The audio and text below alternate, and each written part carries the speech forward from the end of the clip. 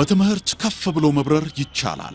ናሽናል አቪዬሽን ኮሌጅ የናሽናል ኤርዌይስ እህት ኩባንያ ከከፍተኛ ትምህርት አግባብነትና ጥራት ኤጀንሲ ሙሉ ዕውቅናን ባገኘንባቸው በማስተርስ ዲግሪ ኤምቢኤ በስትራቴጂክ ማኔጅመንት፣ ኤምቢኤ በባንኪንግ እና ፋይናንስ፣ ኤምቢኤ በቢዝነስ ሊደርሺፕ፣ ኤምቢኤ በሪስክና ኢንሹራንስ፣ ኤምኤስሲ በኢንተርናሽናል ትሬድ እና ኢኮኖሚክስ ዘርፎች በእውቀት ለመቅረጽ የበቁ ፕሮፌሰሮቻችን አረንጓዴ መብራታቸውን አብርተዋል። በነገራችን ላይ በኬንያ ሀገር ከሚገኙ ስመጥር ዩኒቨርሲቲዎች በሚመጡ ፕሮፌሰሮች የትኩረት መስክ ትምህርቶቹ መሰጠታቸው ልዩ ያደርገናል።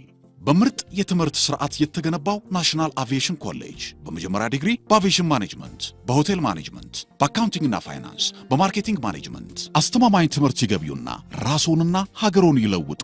አድራሻ 22 አደባባይ ወደ ሾላ በሚወስደው መንገድ ላይ። ናሽናል አቪዬሽን ኮሌጅ የናሽናል ኤርዌይስ እህት ኩባንያ ህልሞን እውን ያደርጋል።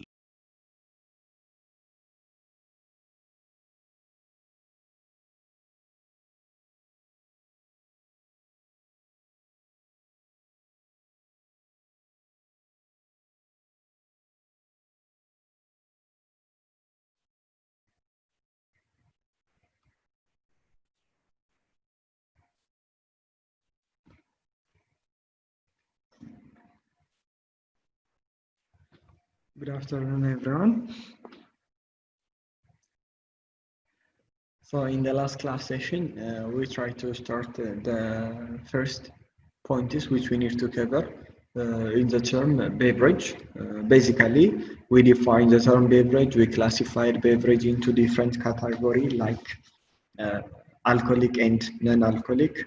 At the same time, we divide them into different parts. Under the alcoholic part, there are different kinds of alcoholic beverage. Based on the preparation process, we classified them into two.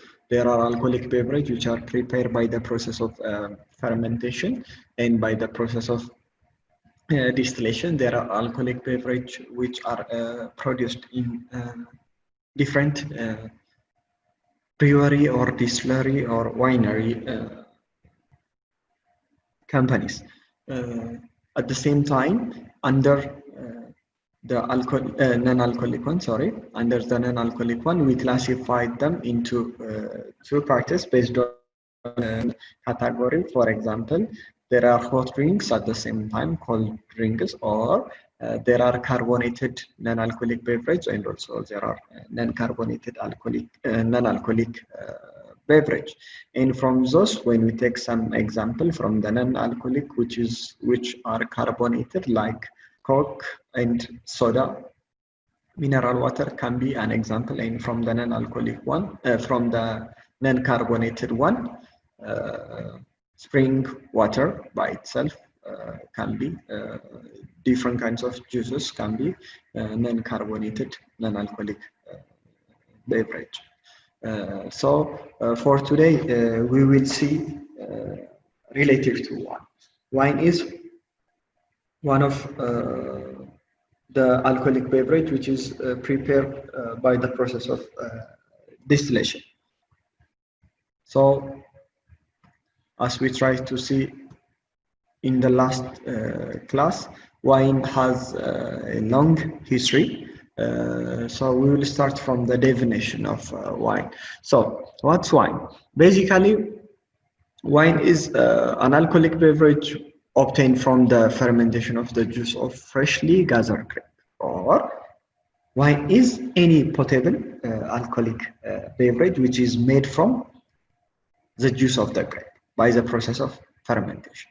So the fermentation method which we use, it might be done according to the area or the districts of the origin, according to the local custom in their tradition. The way of the fermentation process may vary. The way of the yeast which we add, the amount of the yeast which we add on the preparation of wine might be different. But the main point is wine is an alcoholic beverage made by the process of fermentation by converting the sugar of the grape into alcohol and carbon dioxide. So wine is the alcoholic beverage. Most of the time, the fruit, it's not called wine, rather it's called grape.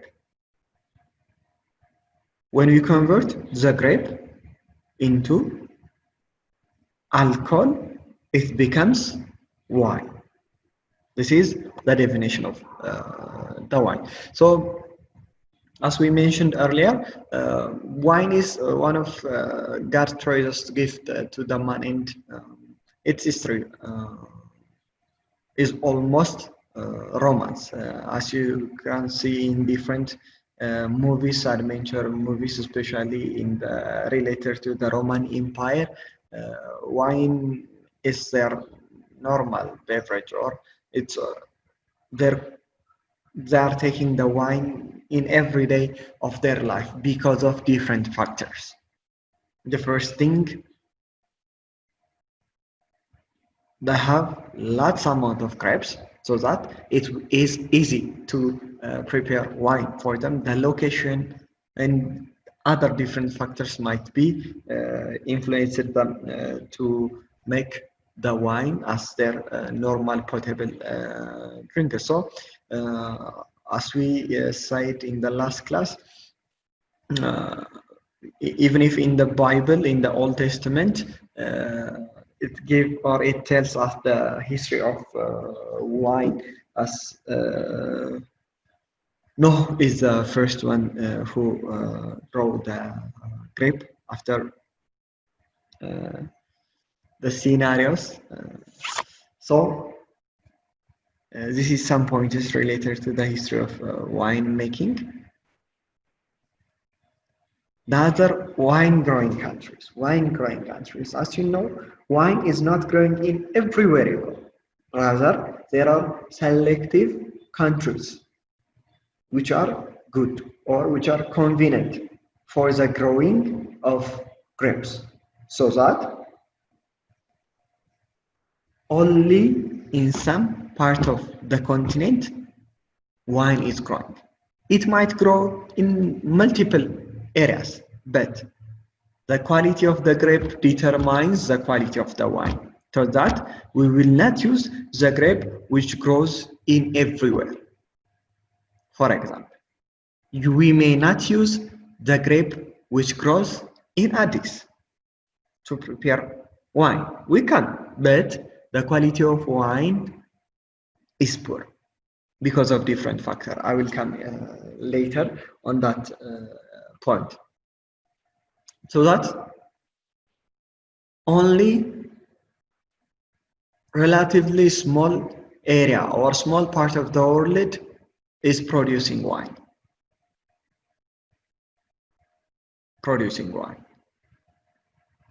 Grape will only provide the juice quality necessary for conversion.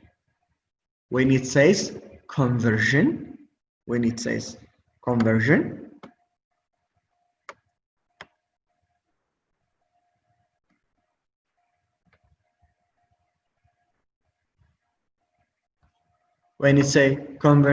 the grape is the life of the wine, because you will get the liquid part or the juice part, which is a potable drink part from the grape. So that the grape needs to contain enough sort of sugar content, enough amount of sugar content. In order to what? In order to convert into alcohol. In order to accelerate the conversion of the sugar into alcohol and carbon dioxide through the process of yeast, using the agent through the process of fermentation by using the agent of yeast. We need the grape, and the grape only provides two things: the juice, at the same time the color. So in order to get the necessary quality of juice and the necessary taste, color of juice, it is determined by the climate condition. The first one, there must be enough amount of direct sunlight. In order to what? In order to ripen the grape Unless otherwise, it will be citrus. Unless it's ripened, it will not have a good taste. It will not have enough sugar content unless it's ripe. So that it needs to get enough sunlight. The second, the winter must be moderate. If the winter time or if the winter weather is high, it will destroy the grape. The grape will lose its sugar content. So that the climate condition prevails in two main wine producing zones, which lies between latitudes of 50 and 30 north and south of the equator. That's why the quarter of the wine, the world wine, is produced in the Europe, just under half in Europe, European Union. France, Italy, and Spain, they are producing 60% of the total wine production of the world. Those three countries, France, Italy, and Spain, they produced 60% of the total production of the world. And France and Italy will take the first point or the leading point, and with Italy being the largest producer. From France, Italy is the largest producer, but in terms of taste and quality, France will come first. So that area has what? The necessary weather conditions, the necessary climate condition. That's why they produced what? More than 60% of the world production of wine. So the climate is necessary. Those are some of the nations which they produced grape, like France, Italy, Soviet Union, Argentina, Spain, USA, Germany, and there are lots of others. Like from Africa, you can take South Africa, Morocco, and Ethiopia can be part of that nations list in Africa. So let us see the grapes. When we see the grape, it has different parts, and each part they contribute different factors or different outputs, or they give us different inputs. For example, the grape has those four parts: the skin, the stalk, pipes, and pulp. In the skin, we will get the color of the wine and the tannin. We will see in details what's tannin and lots of other. And from the stalk, it gives us the tannins.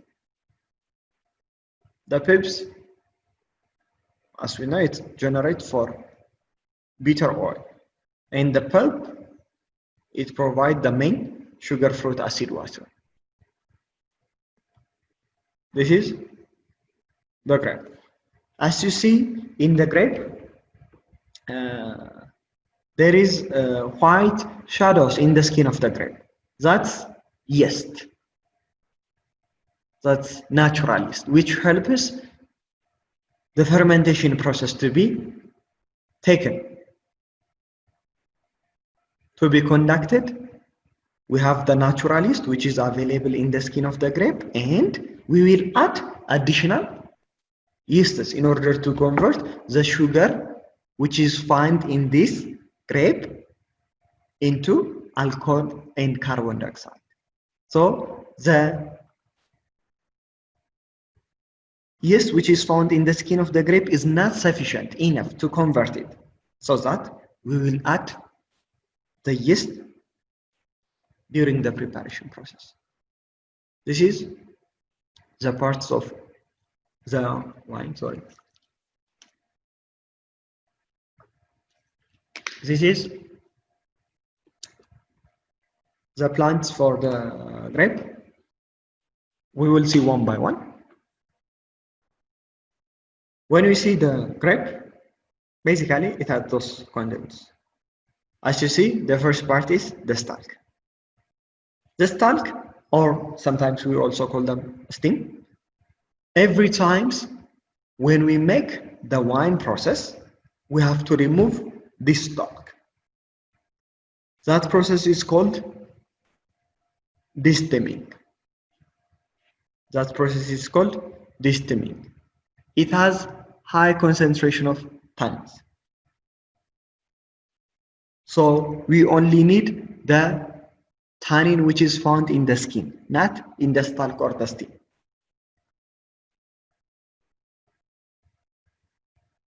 So this is the first part. The second, as you can see, the skin of the grape. The skin is the most important part.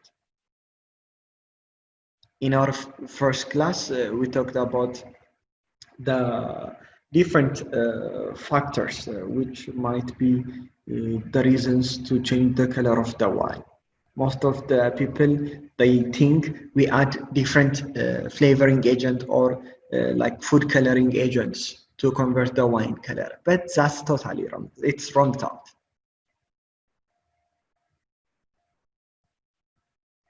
The color of the wine is generated from the grape, the skin of the grape. And it gives us lots of tannin, because tannin is the one who gives the longevity of the wine, who gives long shelf life of the wine. So the skin has two purposes. The first, it will give us the color. The second one, it gives us lots of tannin, so that it helps us to increase the shelf life of the wine. It's because of tannin.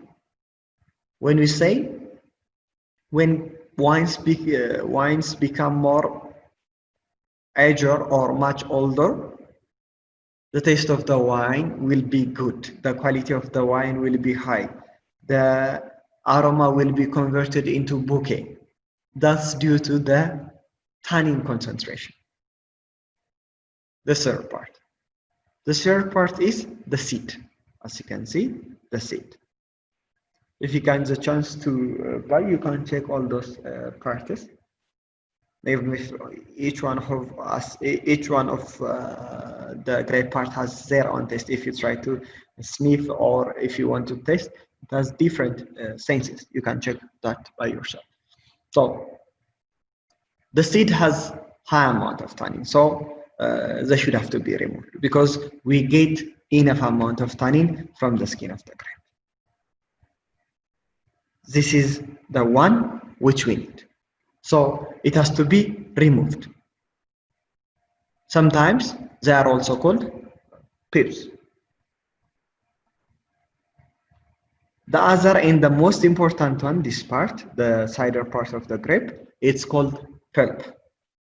It's called pulp.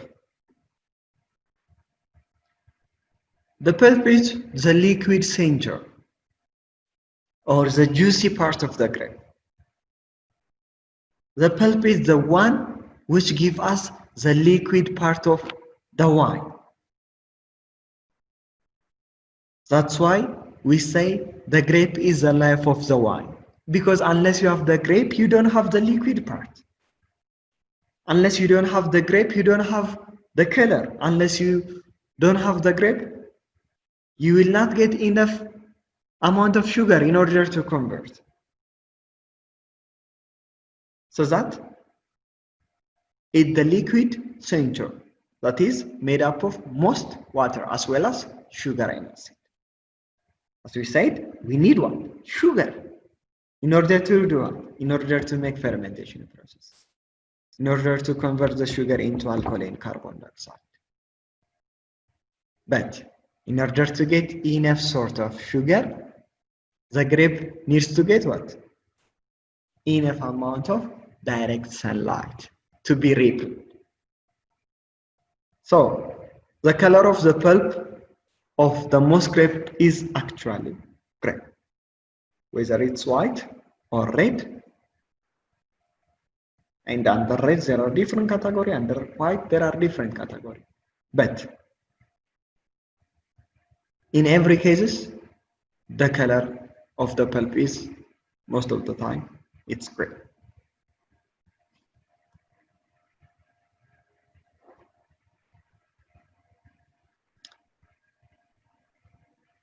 So the color of the wine is generated from the skin of the grape, which is being extracted during the process of fermentation. There are different types of wine, as we discussed earlier. Red wines, they derive their colors from red grapes. So, in order to prepare red wine,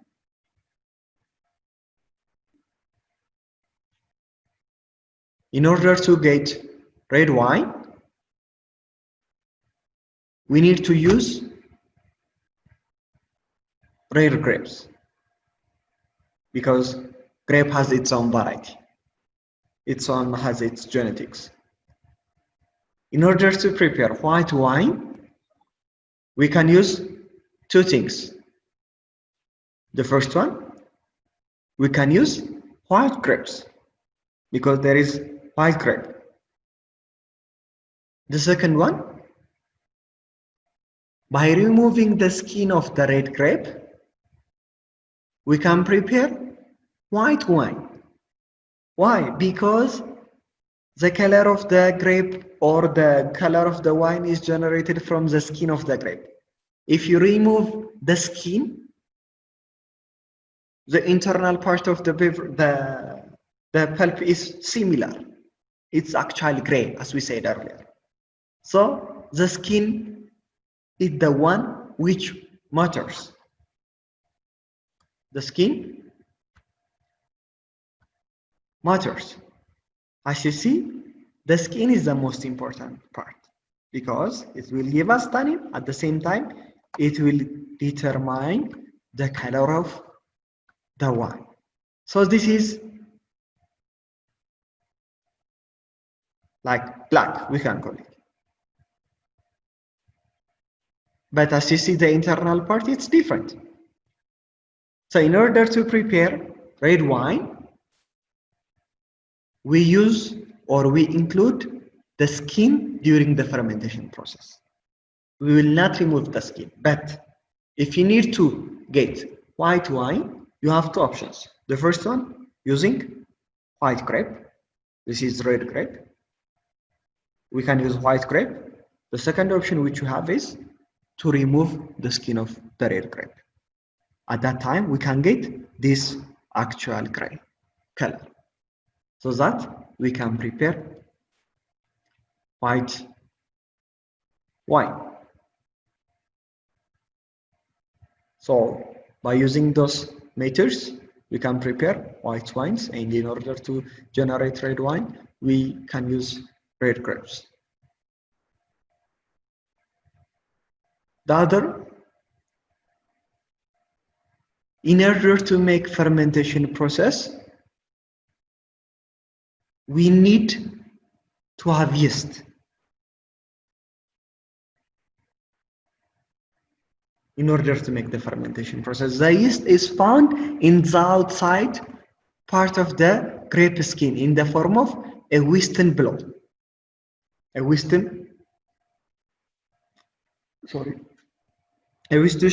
blow. But this may not be enough. This may not be enough. Like as you can see, it has shadow. This is which is bloom, but this may not be by itself sufficient or adequate enough in order to make fermentation process. So we will add yeast. So grape has their own varieties like others. Grape is grape. Coffee is coffee. But we have different kinds of coffee. Like we have Arabican coffee and we have Robusta in terms of genetics. But under Arabican coffee, there is, for example, when we take our country, there is a coffee which grows, or what we call it, Sidama Bunna, Yarar Bunna, Ejma Bunna, Irga Chafe, Ekafa. But they all are what? They all are coffee. They all are coffees. ወይም ደግሞ ሁሉም የኮፊ ቫራይቲ ናቸው። the same to that ወደ ዋይንም በምንመጣበት ሰዓት ላይ በደንብ አንደርስታንድ እንድታደርጉት ስለምፈልግ ነው። ወደ ዋይንም በምንመጣበት ሰዓት ላይ ዋይን ነው። ቤዚካሊ የመጀመሪያው ዲፈረንሱ ምንድነው? ግሬፕ ስንል የዋይን ፍሬውን ነው። ዋይን ለመሆን it has to be converted ወይም ደግሞ ፕሮሰስ አድርጎ ወደ ሊኩዊድ ፓርት ተለውጦ in the form of potable drink መምጣት መቻል ይጠበቅበታል ማለት ነው። potable drink ሆኖም ሲመጣ unless it is fermented it cannot be called wine, rather it's called grape. ለምሳሌ ካርቶን ጁሶች ጠጣችኋል ብዬ አስባለሁ፣ ታውቃላችሁ። ለምሳሌ እሱ ላይ ዋይን ጁስ አይልም። ለምሳሌ ግሬፕ ጁስ አለ። ግሬፕ ጁስ ነው የሚለው እንጂ it's not called wine. Why? Because it's the juice. If it is juice, if it has sugar content, it cannot be called or it cannot be termed as wine.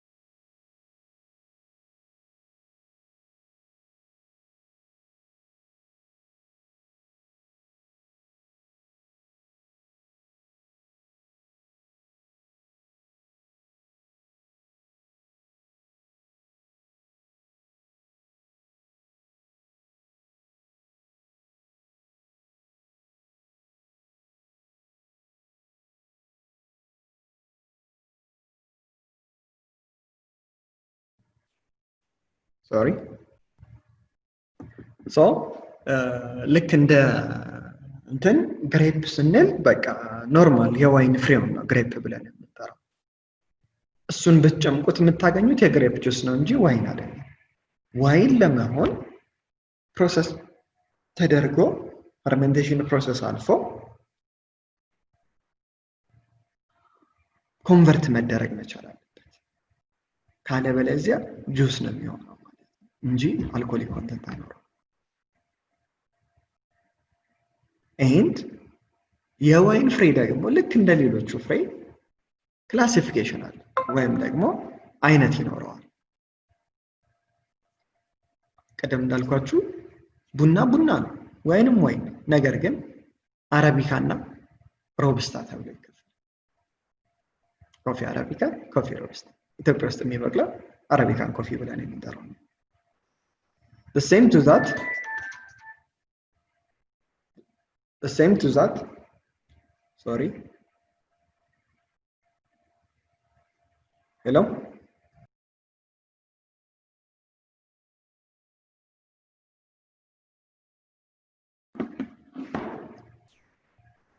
due to that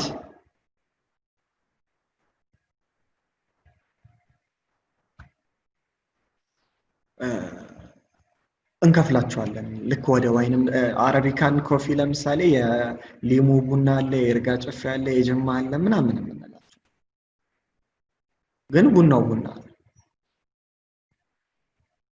ልክ እንደዛ ወደ ዋይንም ስንመጣ እንደዛው ነው። ነጭ ዋይን አለ። ነጭ ዋይን ብለን ግን በሱ ስር እንደየዝርያቸው በጣም ብዙ አይነት ነጭ ዋይኖች አሉ። ለምሳሌ ሻርዶኔ ብለን የምንጠራው አለ። the most well known and the most best ተብሎ የሚጠራው ውስጥ አንዱ ሻርዶኔ። ሼኒ ብላንክ አለ፣ ኮሎምባርድ አለ፣ ጉዌርቴዝ ራሚኒየር የምንለው አለ፣ ሙስካት አለ፣ ፒኖት ቢያንክ አለ፣ ፒኖት ግሪስ፣ ሬዝሊንግ፣ ሶቪየን ብላንክ፣ ሴሚሊዮን በዋይት ውስጥ ስናይ ማለት ነው። ሬድ ዋይን ላይ ደግሞ በምንመጣበት ሰዓት ላይ ደግሞ በሬድ ውስጥ ደግሞ በጣም ብዙ ካታጎሪ አለ። ካበርኔት ፍራንስ፣ ካበርኔት ሶቪየን፣ ካርጊናን፣ ጋሜ፣ ግሬናሽ፣ ሜርሎ፣ ፔቲ ሲራ፣ ፒኖት ኖይር፣ ሲራ፣ ዚንፋንድል የምንላቸው ደግሞ በጣም ብዙ አሉ።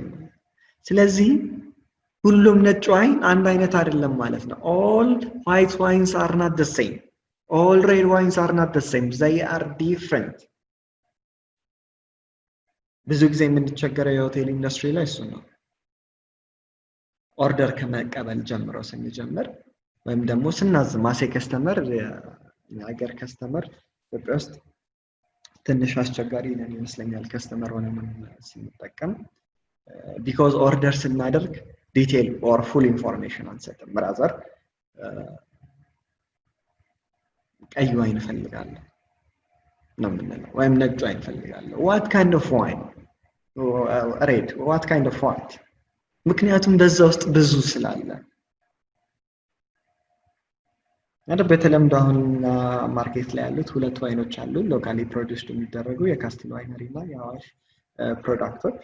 የካስትልን አስ ኤን ኤግዛምፕል ስንወስድ ለብዙ ጊዜ ከስተመሮችን ስለማይ ነው ከዛ ጋር በተያያዘ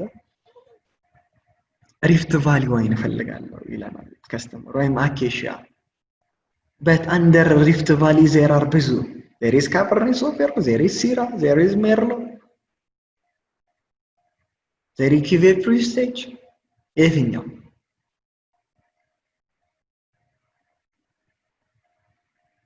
ወደ አኬሺያ ደግሞ ስትመጡ ሬድ ነው ዋይት ነው። ሬድ እሱ ነው ስዊት ነው፣ ሚዲየም ስዊት ነው፣ ድራይ ነው። እነዚህ ነገሮች በጠቅላላ ፋክተር መሆን መቻል ይጠበቅባቸዋል። ስለዚህ ሁሉም ሬድ ዋይን አንድ አይነት አይደለም። እንደ የምንጠቀመው ግሬፕ፣ እንደ ኤጂንጋቸው፣ እንደ ግሬፑ ግሮው እንደሚያደርግበት ካንትሪ፣ እንደ ፕሮሰሱ ቫሪ ያደርጋል። ኢን ተርምስ ኦፍ ዋት ቴስት፣ ኳሊቲ፣ ፕራይስ፣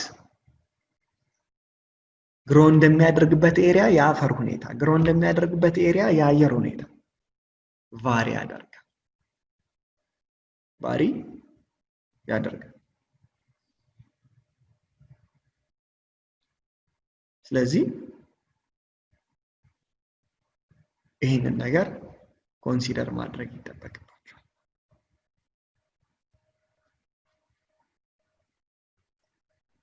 ወደ ኋላ አንዳንድ ነገሮችንም ተመልሼ ክሊር ለማድረግ ሬድ ዋይን በምንሰራበት ሰዓት ላይ ወይም ደግሞ ዋይን ከለሮቻቸውን ከየት ያገኛል ወደ ታይፖቹ ከመሄዳችን በፊት እስካሁን ያለው ነገር ክሊር እንዲሆንላችሁ ብዬ ነው። እሱ ክሊር ከሆነ ከዛ በኋላ የምንሄድበት ሁሉም ቀላል ነው የሚሆነው።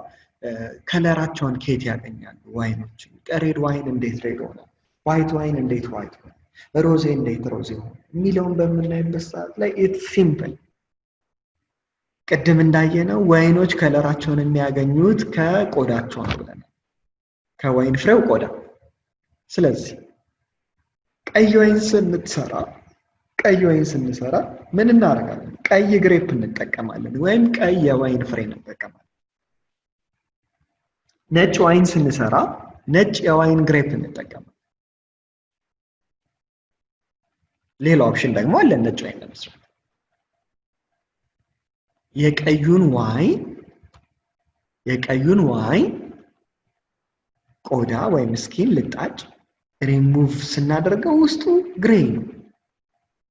ስለዚህ ስኪኑን ስትልጡት ምን አይሆንም ማለት ነው? ወደ ቀይ አይለወጥም ማለት ነው። ፈርመንቴሽን ፕሮሰስ ከመጀመራችን በፊት ስኪኑን ሪሙቭ አድርገን ታንከር ውስጥ እንከታለን። ከዛ በኋላ በቃ ይሄ ግሬ የምታዩት ከለር ነው፣ ዲስ ከለር ነው የሚሆነው። ስለዚህ ወደ ቀይ አይሄድም ማለት ነው። ላይክ ነጭ ስንል ዶንት ኤክስፔክት በቃ ቲፒካል ነጭ አጠብቁ ታውቃላችሁ ያስባለሁ። ወደዛ ከለር ይሄድልናል። ስለዚህ ዘ ግሬፕ ኢዝ ዘ ላይፍ የምንለው ለዛ ነው። በቃ እቺኛዋ ግሬፕ የምታዩት ከሌለች ዋይን የለም፣ ከየትም ሊመጣ ይችላል። ምክንያቱም ከለሩን የሚሰጣችሁ ግሬፕ ነው። ውሃነቱን በቃ የምትጠጡት ውሃ ወይኑን ስትጠጡ በቃ ሊኩዊድ ፓርቱን የምታገኙት ከግሬፕ ነው። ምንም የምትጨምሩት ውሃ አትጨምሩ፣ ምንም የምትጨምሩት ነገር የለም።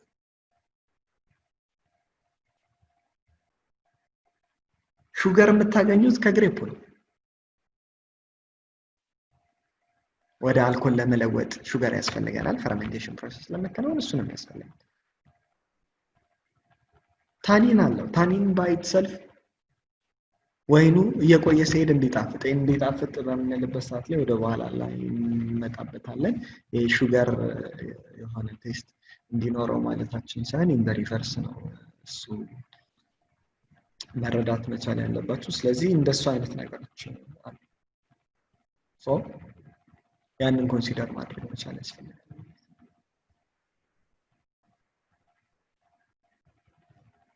ስለዚህ grape by itself is the life.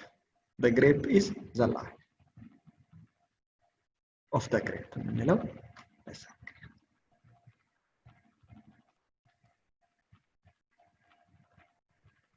እዚህ ላይ እንደምታዩት ይሄ ነጫጭ ሼድ ሆኖ የምታዩት የግሬፑ ይሄ የቀይ ዋይን ግሬፕ ነው።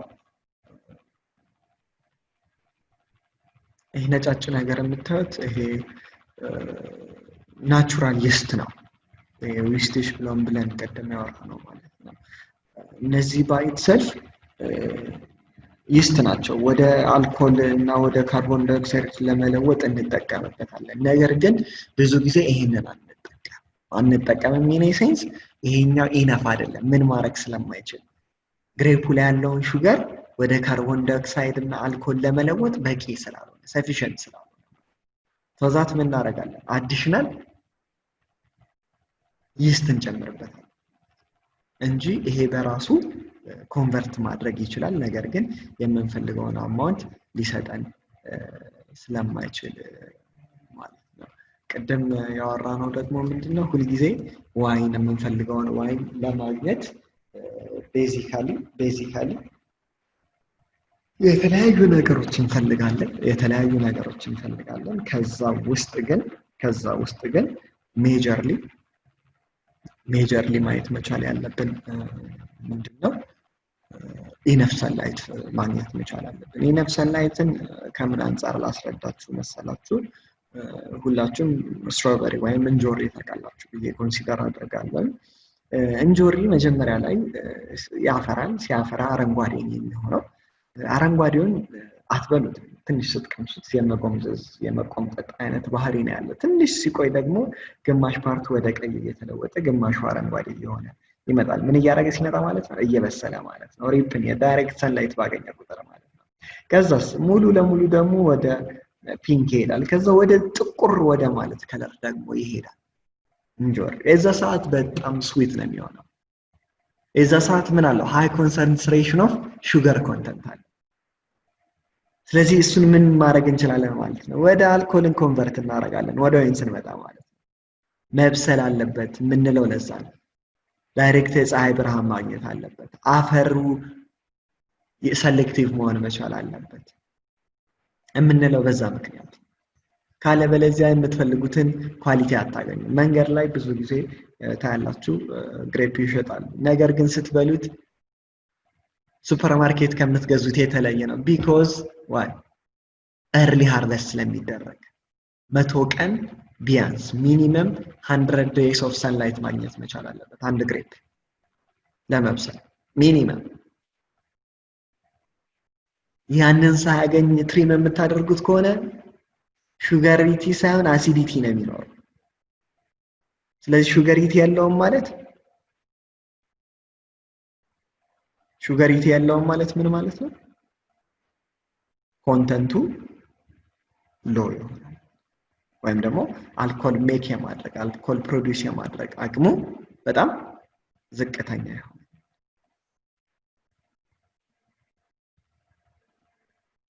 ስለዚህ በዛ መልክ የምንሰራ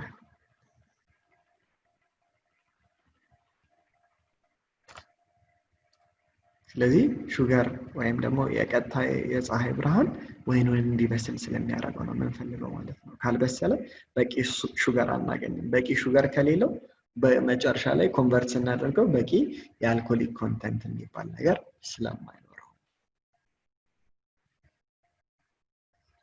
ወደ ታይፖቹ እንምጣ ወደ ታይፖቹ ስንመጣ ዋይን ቤዚካሊ በሶስት እንከፍላቸዋለን አራተኛው አሮማታይዝድ የምትለው እዚህች ውስጥ መግባት ትችላለች አንዳንድ ጊዜ አንዳንድ መጽሐፎች ላይ ሰፓሬትሊ ልታዩት ስለምትችሉ ነው በዚህ መልኩ ያዘጋጀውላችሁ ዋይን በሶስት እንከፍላቸዋለን ቴብል ዋይን ስፓርክሊንግ ዋይን ፎርቲፋይድ ዋይን ብለን ክላሲፋይ under table wine you will get three categories red white rosé and under each there is dry right sweet right medium sweet there is sweet medium sweet dry rosé the same to white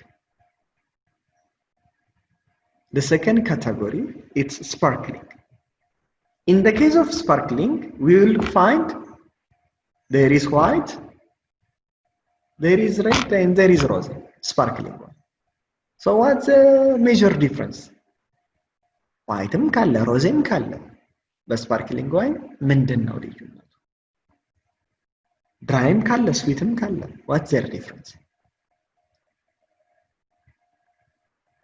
fortifiedም ጋር ስንመጣ the same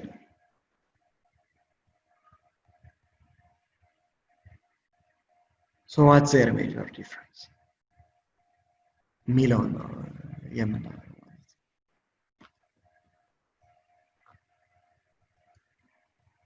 As you can see, wines can be classified still wine or natural wine or table wine ብለን የምንጠራቸው aromatic fortified ውስጥ ይገባል sparkling ብለን የምንጠራው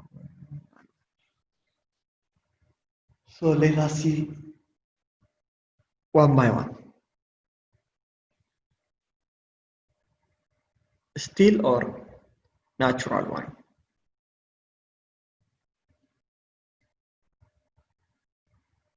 still or natural wine are known also table wine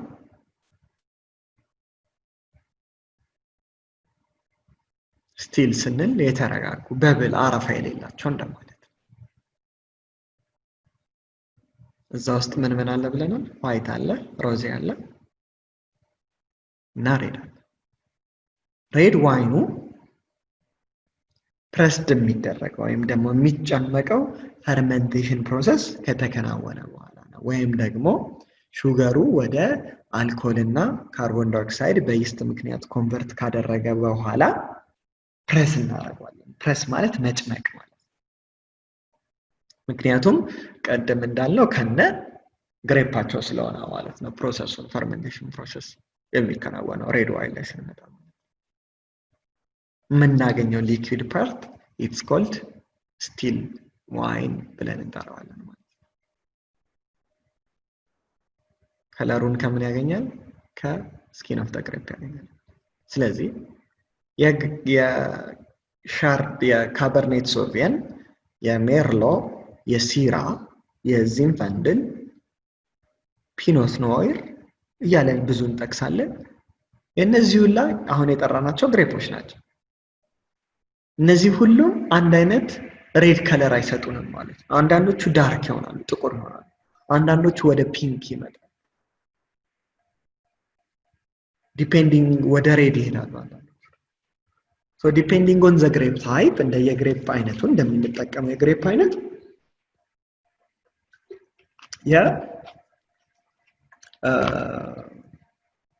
አውትፑትም ይለያል ማለት ነው የዋይኑም አይነት የሬድነቱም መጠን የሬድነቱም አይነት ባሪ ያደርጋል ይለያል ማለት ነው ነጭ ዋይን ጋር ደግሞ ስንመጣ white wines are pressed before fermentation ነጭ ዋይኖች ጋር ደግሞ በምንመጣበት ሰዓት ፕሬስ የሚደረጉት fermentation process ከመከናወኑ በፊት እንዳልነው ቅድም በሁለት መንገድ አለን ነጭ ዋይን ለመስራት ነጭ ግሬፕ እንጠቀማለን ሁለተኛው ደግሞ የቀይ ግሬፕን ስኪኑን ሪሙቭ በማድረግ እንሰራለን ስኪኑን ሪሙቭ በማድረግ በምንልበት ሰዓት ግን ስኪኑን ሪሙቭ በማድረግ በምንሰራበት ሰዓት ግን ኳሊቲው አንድ አይነት አይሆንም ከምኑ ጋር ከዋይት ግሬፕ ጋር ስለዚህ ሁሉ ጊዜ እሱን ኮንሲደር ማድረግ መቻል ይጠበቅብናል ማለት ነው ነጭ ዋይን ስንሰራ ተመራጭ የሚሆነው ነጭ ግሬፕ መጠቀም ነው ከምን የቀይን ቆዳውን ልጦ ከመስራት ከመጠቀም ይልቅ ነጭ ዋይን ባይትሰር መጠቀም ሞር አድቫንቴጅስ ያለው ሮዜ ጋር ደግሞ በምንመጣበት ሰዓት ላይ ሮዜ ዋይንም ፕሬስድ የሚደረጉት ወይም የሚጨመቁት ከፈርመንቴሽን በኋላ ሮዝ ከለር የሚባል አለ ሮዝ ዋይን አለ ማለት ዋይን ስላችሁ ግሬፕ የለም ግን እንዴት ሮዝ ከለር ይመጣል በኋላ ላይ የምናየው as you can see grape skin are fermented for a short period leaving the pinkish color ምንድነው የምናደርገው ሮዜን መስራት ስንፈልግ ከነቀለሙ ለተወሰነች ደቂቃ ለተወሰነ ታይም ነገር ግን ለአጭር ጊዜ fermentation process ከነቆዳው ከነ ሬድ ስኪኑ አብረን fermentation process እናከናውናለን then after ምክንያቱም በቆየ ቁጥር ወደ ምን ይሄዳል ወደ ቀይ እየሄደ ይጠቃል ማለት ነው ስለዚህ ቀይን ከለር ስለማንፈልግ ቀይ ከለር ከመስጠቱ በፊት ምን እናደርጋለን ማለት ነው ስኪኑን ሪሙቭ እናደርጋለን from the tanker ከዛ በኋላ ፕሮሰሱ ይቀጥላል ማለት ነው in that case ሮዚን ከለር ይሰጣል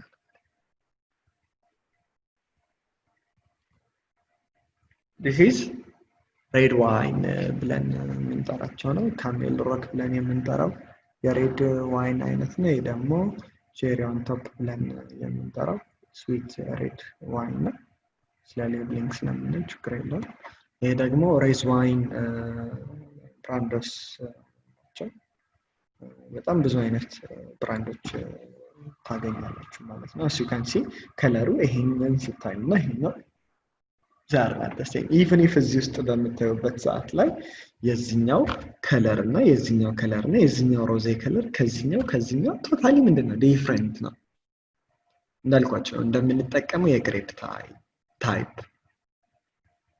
ሾርተር ፔሪድ ስንል ምን ያህል ነው ሾርተር ፔሪድ የምንላት by itself to early ካወጣነው ወደ እንደዚህ አይነት ከለር ሊወስድብን ይችላል ወደ እንደዚህ ሞር ደግሞ ስናቆየው ወደ እንደዚህ ሊሄድብን ይችላል ከዚህ በጣም ቢቆይ ደግሞ ወደ ሬዱ ሊሄድ ይችላል ማለት ነው ስለዚህ ሮዜ ብለን የምንጠራው ይሄ ነው ዋይት ዋይን ደግሞ ስንል የዚህ አይነት ናቸው ይሄ ካሜል ኮክ ብለን የምንጠራው የዋይት ዋይን ብራንድ ነው ስለዚህ የዚህ አይነት ነገሮችን እናያለን ማለት ነው እንደዚህ አይነት ነገሮች ላይ ስንመጣ አሮማቲክ ዋይን ደግሞ ብለን የምንጠራው aromatic wine is fortified ማለት ነው ወይም ደግሞ ይሄ የሁለተኛው ወይም fortified በሚለው ያዙት fortified በሚለው ፕሮሰስ እንያዘውና ከዛ በኋላ ያለው የምናይ ይሆናል aromatic wine made the same way as the natural or the still wine but during the fermentation process we add what aromatics like herb spices can be added and most of the time they usually serve it as aperitif or before ይሄ aromatic wine ብለን የምንጠራቸው እንደ ኖርማል ዋይን ቴብል ዋይን ብለን በጠራናቸው የፕሪፓሬሽን መንገድ ነው የሚሰሩት ነገር ግን what makes them different ምንድነው ለየት የሚያደርገው ምንድነው ለየት የሚያደርገው ፕሮሰሱ ላይ ምን እናደርጋለን ፈርመንቴሽን ፕሮሰስ ስናካሄድ አሮማቲክ የሆኑ ኤጀንቶችን እንጨምራለን ለምሳሌ ኸርቦችን ስፓይሲዎችን ልንጨምር እንችላለን ማለት ነው ስለዚህ ብዙ ጊዜ እንደምንጠቀምባቸዋለን aperitif ማለት ባይተሰፍ ምን ማለት ነው a drink or a meal which we have before a drink which we intake before it ምግብ ከመብላታችን በፊት አፒታይታችንን እንዲከፍትልን የምንጠጣው መጠጥ it's called aperitif ብለን እንጠራዋለን ማለት ነው mostly it's similar to fortified wine ማለት ነው ለዛ ነው እንደብቻው በተወሰነ መልኩ እንድታዩት የፈለኩት ግን ወደዚህ ጋር ስትመጡ ከዛ ጋር ተቀራራቢነት ታገኙበታላችሁ ማለት ነው fortified wine at the name indicates when we say fortified ማለት by itself መደባለቅ መቀላቀል ማለት ነው ዋይንን ስትሮንግ ማድረግ ማለት ነው ዋይንን ስትሮንግ ማድረግ how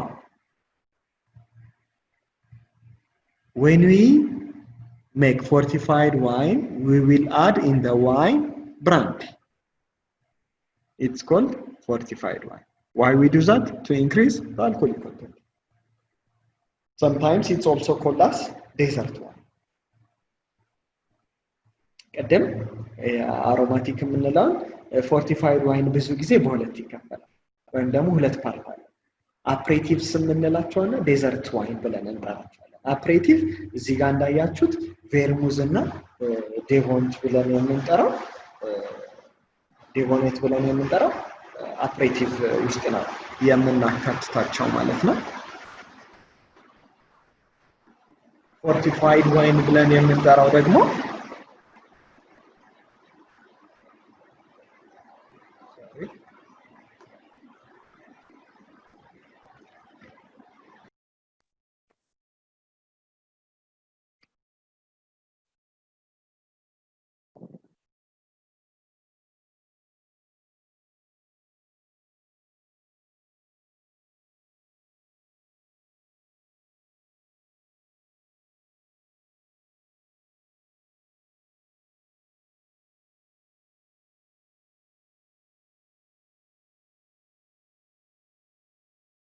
እሺ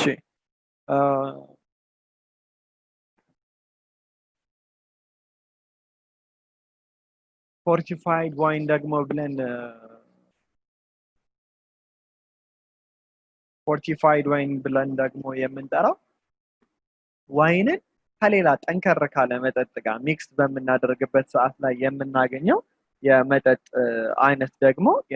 አይነት ደግሞ fortified wine ብለን እንጠራዋለን ማለት ነው ነገር ግን fortified ስናረግ ለምሳሌ ማቴሪያሎቹ ላይ እንደምታዩት ብራንዲ ስንጨምርበት አልኮሉን ለመጨመር ይላል ዋይ ብራንዲ ለምን ውስኪ አልጨመርንም ለምን ቮድካ አልጨመርንም ለምን ጅን አልጨመርንም ምክንያቱም it has its own reason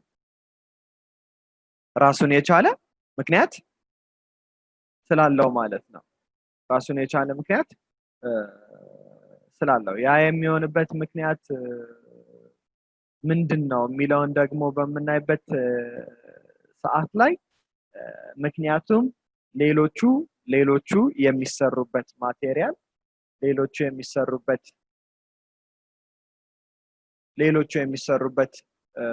ማቴሪያል ከብራንዲ ስለሚለይ ነው ምክንያቱም ብራንዲ ከግሬፕ ነው የምንሰራው we prepare brandy from grapes so that አብሮ መሄድ ይችላል ማለት ነው ከዋይን ጋር ምኑን አፌክት አያደርገውም ቴስቱን በጣም አይቀይረውም ራዘር የዋይን ቴስት ይኖረውና ነገር ግን it will make some drier ወይም ደግሞ አልኮሊክ ኮንተንቱን በተወሰነ መልኩ ከፍ ወደ ማድረግ ይሄዳል ቴብል ዋይን ሲሆን እስከ 14% ድረስ ሊደርስ ይችላል ከ10.5 ወር ከ11 እስከ 14% ሊደርስ ይችላል የአልኮሊክ ኮንተንቱ ማለት ነው የአልኮሊክ ኮንተንት ነገር ግን ወደ ፎርቲፋይድ ዋይን ስንመጣ ግን ከ17 እስከ 21% ነው የሚደርስ ከ17 እስከ 21% ይደርሳል ምን ፎርቲፋይድ ብለን የምንጠራቸው ማለት ስለዚህ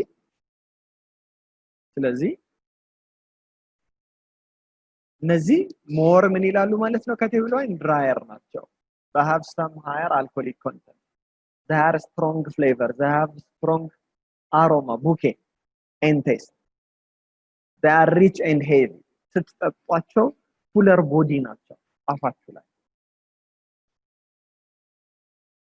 ቀደም እንዳልነው sometimes desert wine ተብለው ሊጠሩ ይችላል ማለት ኤግዛምፕል ኦፍ ፎርቲፋይድ ዋይንን በምናይበት ሰዓት ላይ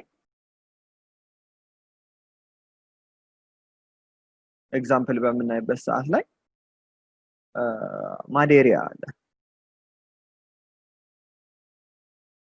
ይሄንን በምናይበት ሰዓት ላይ is named for its birthplace it's an island of the coast of Africa ማዴሪያ ብለን የምንጠራው ቦታ ላይ ስለሆነ ለመጀመሪያ ጊዜ የተሰራው ያንን ስያሜ ያገኘ ማለት ነው ሁለተኛው ደግሞ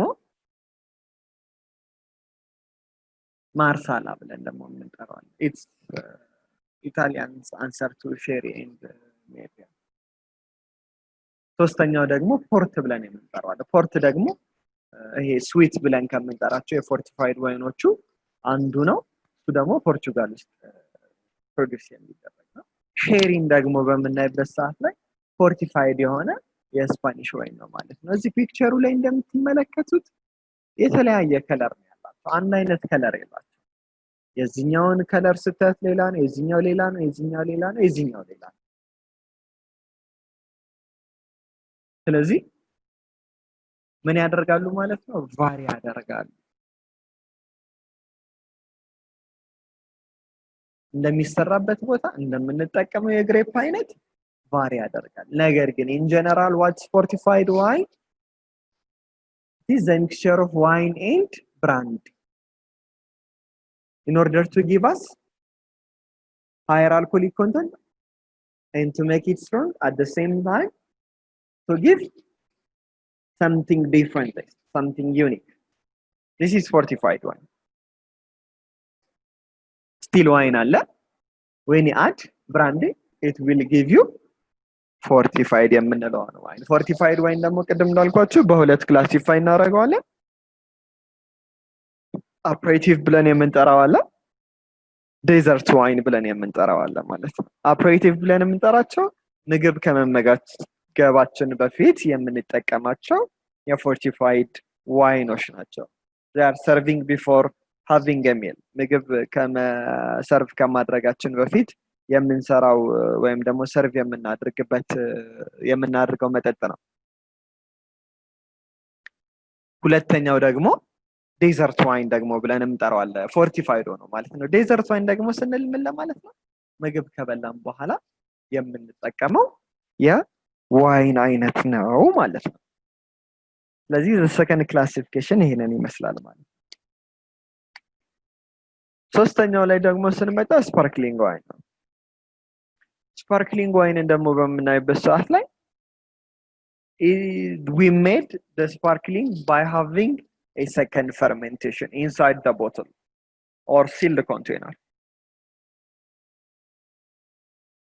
ቀደም እንዳልነው ስፓርክሊንግ ዋይን በዋይት አለ በሮዝ አለ ስለዚህ ከቴብል ዋይን ምንድነው ዲፈረንሱ the main difference is this one has a bubble carbon dioxide አለው high concentration of carbon dioxide ያንን እንዴት አመጣው ስንል ምን ብለናል fermentation ምንድነው የሚያደርገው fermentation it will convert the sugar into alcohol and carbon dioxide so table wine ስንፈልግ carbon dioxideን ምን እናደርጋለን ኤር እናደርጋለን እንለቀዋለን ማለት ነው whereas sparkling wine ግን ስንፈልግ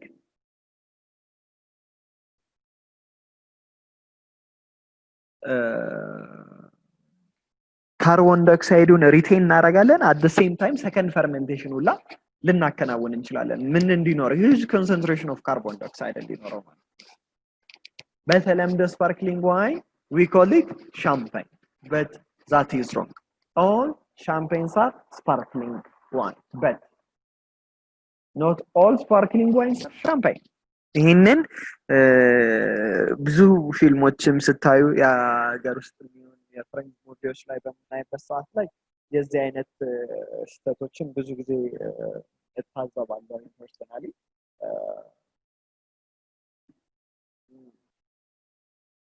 ሻምፔን አንድ ስፔሲፊክ የሆነ ብራንድ ነው አንድ ስፔሲፊክ የሆነ ብራንድ ነው ሻምፔንን በመናይበት ሰዓት ላይ ማለት ነው እሱም ፍራንስ ውስጥ የሚገኝ አንድ ዲስትሪክት ነው አንድ የቦታ ስያሜ ነው እዛ ቦታ ላይ ስለሚበቅል ለስፓርክሊንግ ዋይን ሻምፔን የምንለውን መጠጥ ስንሰራ እዛ ቦታ ላይ ፕሮዲዩስ ስለሚደረግ they named after the place ከቦታው ነው ስያሜውን ያገኘው ማለት ነው ስለዚህ እዛ ቦታ ላይ የሚሰሩት ስፓርክሊንግ ዋይኖች ብቻ ናቸው ሻምፔን ልንላቸው የምንችለው እንጂ ሁሉም sparkling wine ብለን የምንጠራቸው they cannot be termed or called as champagne ይሄ ክሊር ሊሆንልን ይገባል ማለት ነው ነገር ግን በሻምፔን ውስጥ ደግሞ ራሱን የቻሉ ክላሲፊኬሽኖች አሉ ማለት ነው ዲፈረንት ብራንዶች አሉ ማለት ነው ሻምፔን ማለት ጊዮርጊስ እንደማለት ነው sparkling wine ግን ስንል it includes all beer ማለት ነው ቢራ ማለት ቢራ ብላችሁ ግን አታዙም like specific you called some beer either ሄኒከን ሊሆን ይችላል አበሻ ዋሊያ ጊዮርጊስ something ሻምፔን ስንል ልክ እንደዛ ነው like ጊዮርጊስ እንደማለት ወይ ዋሊያ ወይ ሀበሻ እንደማለት ነው ያንን አንደርስታንድ ማድረግ ያስፈልጋል ማለት so sparkling wine ውስጥ there is brut ብለን የምንጠራው አለ brut ስንል the driest sparkling wine it's brut the second extra dry when you say extra dry less dry sparkling wine ናቸው እነዚህ ደግሞ sec ብለን ደግሞ የምንጠራቸው አሉ when you say sec more sweet sparkling wine ጣፋጭነት ያመዝናሉ demi sec ስንል ደግሞ the sweetest sparkling wine is demi-sec ስለዚህ ከታች ወደ ላይ ስትሄዱ ከስዊት ወደ ድራይ ይሄዳል ማለት ነው demi-sec ስንል sweetest ነው በጣም ጣፋጩ የስፓርክሊንግ ዋይን demi-sec ብለን እንጠራዋለን sec ስንል ጣፋጭ ነው extra dry ስንል less dry sparkling wine መካከለኛ ድራይ ነው ነገር ግን ልክ እንደ ብረት አይደለም ማለት ነው ስለዚህ ያንን አንደርስታንድ ማድረግ ያስፈልጋል ማለት ነው ስለዚህ እዚህ ጋር የምናያቸው በጠቅላላ ብራንዶቻቸው ናቸው ማለት ነው የተለያዩ ብራንዶች አሉ ልክ በምታያቸው መልኩ መሰረት ቦትሊንጋቸው የሚለያል ስለሱ ደግሞ ሌላ ቀን ኢን ዲቴል ታይም በደንብ ወስደን የምናይ ይሆናል ማለት ነው ስለ ፓኬጂንጋቸው የመሳሰሉትን ነገሮች ሌላ ክላስ ላይ የምናይ ይሆናል ይሄንን ይመስላል እንደምታዩት to give you some highlight ለመስጠት ያክል